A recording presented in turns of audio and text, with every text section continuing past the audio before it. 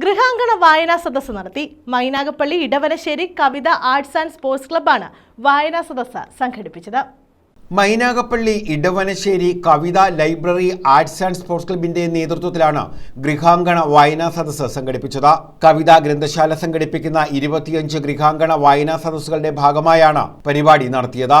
25 സദസ്സുകൾ പൂർത്തിയാകുമ്പോൾ ചർച്ച ചെയ്യുന്ന പ്രബന്ധങ്ങൾ ക്രോഡീകരിച്ച് പുസ്തകമായി പ്രസിദ്ധീകരിക്കും. 5ാമത് വായനാ സദസ്സിന്റെ ഉദ്ഘാടനം Karunagappally taluk library council secretary V Vijayakumar നിർവഹിച്ചു.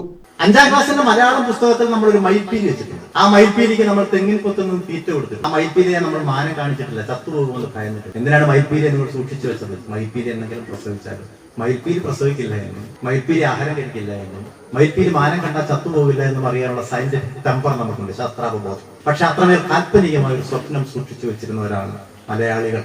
രക്ഷാധികാരി ആർ സജിമോൻ അധ്യക്ഷത വഹിച്ചു. താരതമ്യം ചെയ്യാൻ കഴിയാത്ത തരത്തിൽ അത്രത്തോളം വലുതാണ് ഈ ഗ്രന്ഥശാല എന്ന് ഒരിക്കലും നമുക്ക് വിസ്മരിക്കാൻ കഴിയാത്ത ഒരു കാര്യം. വയോജനവേദി, വനിതാവേദി, ബാലവേദി, അങ്ങനെ ഒട്ടനവധി സംഘാടക സമിതിയുള്ള ഒരു ഗ്രന്ഥശാല. ചെമ്മീൻ പുസ്തകമാണ് ചർച്ച ചെയ്തത്. അർഷദ് മന്ദാനി, ആർ മദനമോഹനൻ, അമൃത കൃഷ്ണൻ, ജോളി മാത്യു തുടങ്ങിയവർ പങ്കെടുത്തു.